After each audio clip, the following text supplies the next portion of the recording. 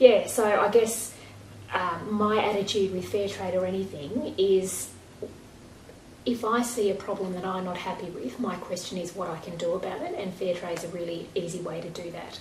Bek McClellan from Glen Waverley Anglican Church is Fair Trade Australia's 2013 Fair Trade Supporter of the Year. As part of her prize, Bek travelled to Papua New Guinea to see what life was like on a fair trade farm. So Fair Trade Australia, so fair trade is the mark with like the blue and green label. It actually represents a farmer and ourselves and working together to make a difference. So last year Fair Trade Australia said they had a competition, and for people who supported fair trade they wanted to blow their own trumpet. They said, what do you do for fair trade?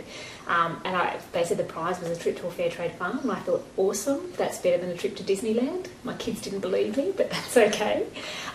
So I guess I do stuff for fair trade anyway. So one of the things is, like, I do a lot of talks and stuff at church. So just before the prize, before I'd heard about the prize, I'd had small groups asking me to come and talk about stuff about fair trade, because we'd been learning at church about how God wants us to make a difference in our world, and I'm sort of the go-to person.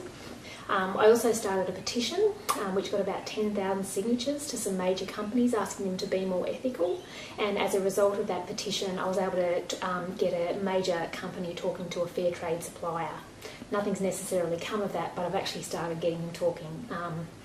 The fair trade we're talking about is the one with the fair trade certified mark, and when you buy something from the fair trade mark you know a few things. First of all, you know that the farmers are getting a minimum price. So for example, if the world coffee price is $1 a pound, that's actually not sustainable for farmers to live off. The fair trade minimum price at the moment is $1.35, and the farmers have actually said this is what we need as a minimum wage to make what we're doing sustainable.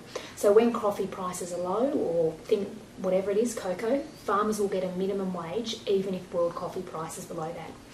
That's the first thing. The second thing fair trade is for every pound of coffee the farmers sell, they also get what's called a fair trade premium. That's on top of the minimum price, and that money is used in the community to make a difference. It's interesting, I thought the minimum price was important, but when I went and saw the farm, the fair trade premium was something that the fair trade farmers really liked. Because they work as a cooperative and they all work together, by having the fair trade premium it means they can give back to the community. So the farmers that I saw were looking at getting water, so they're going to get water for their community from the fair trade premium. So with the fair trade symbol, first of all you get a minimum price, second of all you get the fair trade premium, and the third thing is you can be assured it's with ethical conditions, so there's no child labour, there's minimum standards that have to be set. What I got to go and see a community of fair trade farmers and what they were doing. What I thought I would come back with, the stories of individual lives changed, and I did meet people whose individual lives changed, but what really struck me was how fair trade was really helping the community.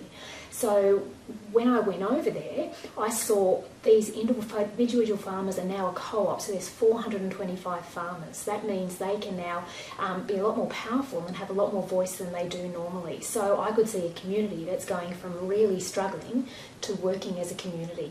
It was really interesting. One of the leaders that I met over there said these people are not poor, they do need money, but they also have hope. And I was asking him later what he means by this, and one of the things he was saying by they're not poor, there's a richness that they have that we don't have in community. I guess I see right from the beginning of the Bible, right from the start, God's always looked out for the poor. He's always asked his people to look out for the poor. And I reckon as Christians it is our privilege and a blessing to be able to help people. It's also really interesting, the thing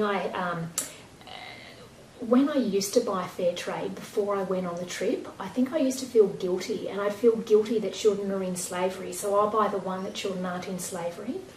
Now that I've been and seen the farm and met the farmers, I now buy fair trade knowing I'm actually helping people and I'm helping give them clean water or whatever it is their community needs. So it's like my mindset's going from choosing fair trade for being guilty to now I'm actually choosing fair trade because I know I'm making a difference in people's lives, which is awesome.